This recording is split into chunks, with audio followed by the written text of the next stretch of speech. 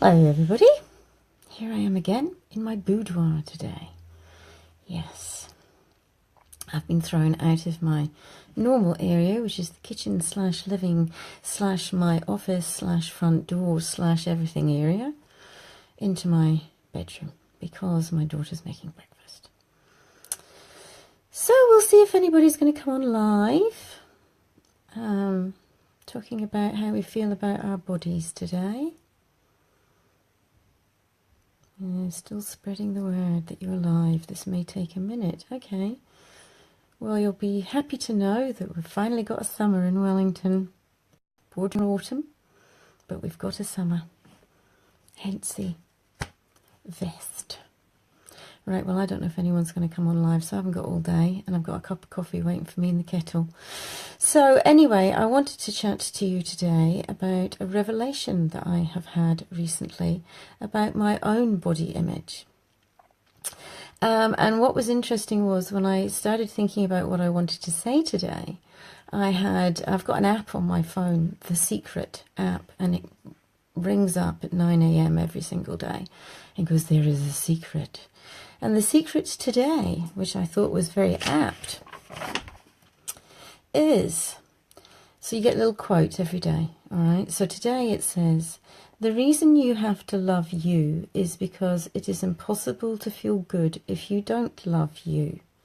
When you feel bad about yourself, you are blocking all the love and all the good that the universe has for you. So what's interesting is recently I've been feeling quite bad about my body. And the reason why was because when I went through my weight loss and going to the gym and everything, I worked really hard to get this, what I felt was the best body that I'd ever had in the whole of my life, you know. And it's not that I've let myself go, but I haven't been working as hard at it. So therefore, my body isn't looking as good as it did. So I'm not as toned as I was. I'm probably carrying an extra 3 or 4 pounds, which isn't a lot really, but it's there. So I've been feeling really bad about myself, and I've also been putting a lot of pressure on myself because I feel that the line of work that I do as a health coach, I should be, you know, looking fantastic all the time, you know. And it's not that I look bad, but, you know, I felt that I wasn't always living up to what I was preaching. And the reason was because I was working far too hard sitting at the computer all the time and not making enough time to go to the gym and go for my walks and look after myself like I had done previously. So the revelation that I had recently came about because I got in touch with an old friend who's a personal trainer who lives in Auckland, and I said to him, my body is turning to blancmange and I want to build muscle again, please, as quickly as I possibly can, because I want to feel better about myself. So he gave me a workout plan to do, which was basically 7 days a week doing something, 4 days at the gym, 3 days in between doing, I mean, you could do it at the gym, but I was going to do it at home. And he gave me an eating plan. Now, the eating plan was built sort of around being bodybuilding type thing. So you're eating exactly the same amounts of food and macros at specific times of the day and all that kind of stuff. And what I realized after one day, sorry, the sun's bothering me here. After about one day, I was saying to myself, I can't do this. But what I really meant was I didn't want to do it. And the reason why I didn't want to do it was because I thought, I don't hate myself enough to be bothering about eating chicken at 10 o'clock in the morning, you know. I feel more comfortable eating the way that I'm used to eating. And so what I've been doing is I've been continuing with the workouts that he's given me, but I've not been doing the in-between stuff because I've been doing my walks. Oh, the sun. I love the sun, but not when I'm doing this. And the reason why is I started thinking to myself, you know, what is it that I actually... Hello, somebody's finally on. I'm going to have to move. I can't stand this sun. Um, what is it that I actually want for myself? Oh, my daughter. Hello, my darling. At least you're on. What do I actually want for myself and my body? Now, when I talk to my clients, I say, our bodies change over the years, and they do, and it's really, really hard to keep them looking amazing. Now, if I had lots and lots of time on my hands, I'd probably be in the gym a lot more than I am, and my body would look better than it does. But I have to come to terms with the fact that I can't do that, and I can't have a body like that. And we're not all Victoria's Secret models, especially when you're in your 50s. You're not going to have many like that. So it's like you've got to try and find a sweet spot for yourself. So I decided, okay, I'm carrying a couple of extra pounds. My thighs have probably got more cellulite in them than they had. They're not as toned as they were. I can keep working on that, and I will. I will continue to eat the way that I eat, which is eating very well. But I'm not going to, restrict myself horribly.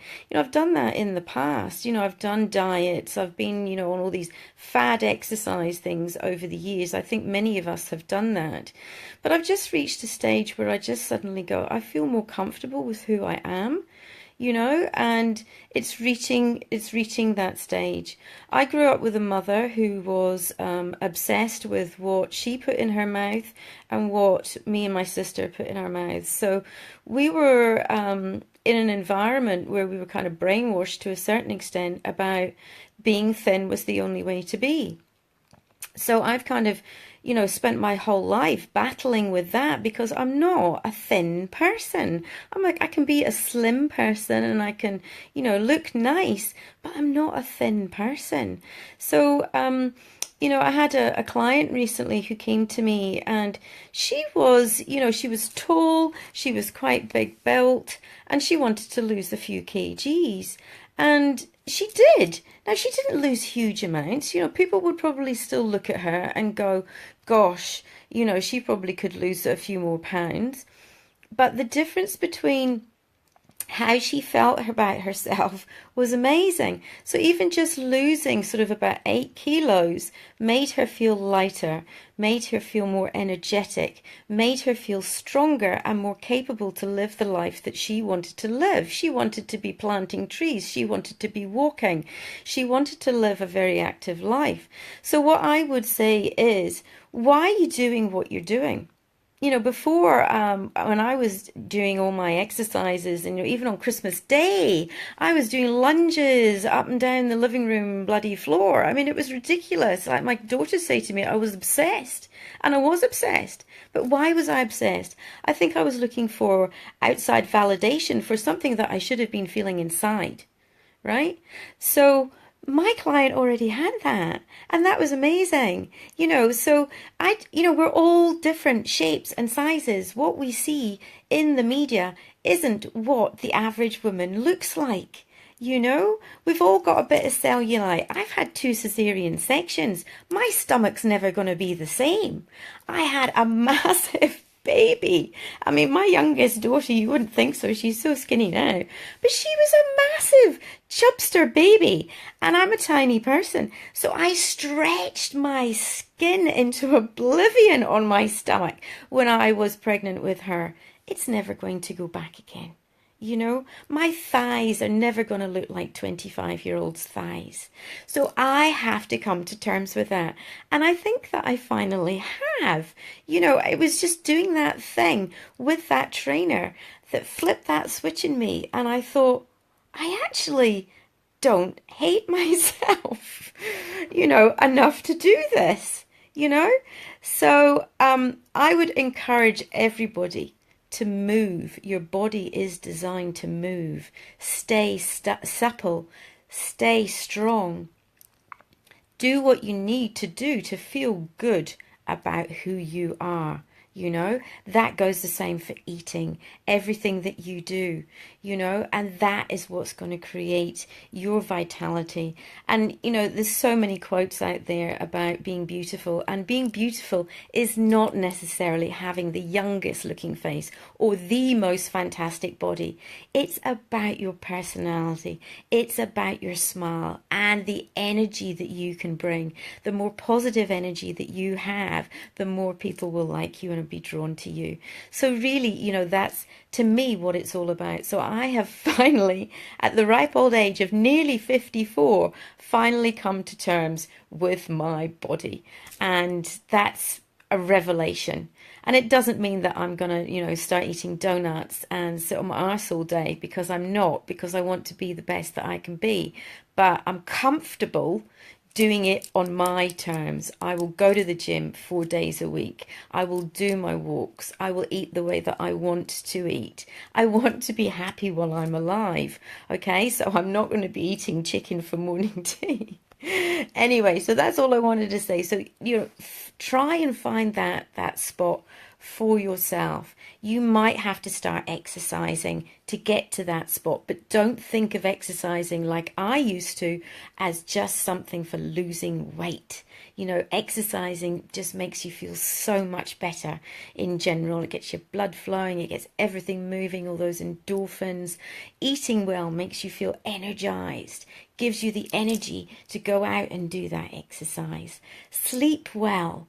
You know, if you haven't had a good night's sleep, you can't do anything. Your hormones are imbalanced and you go off and you eat bloody cake for 24/7. So think of all the things that you need to do to create that energy, create that vitality in your life that you want, and be at peace with yourself. That's all I wanted to say today. So I'm going to go now. Thank you for watching, Francesca. Bye.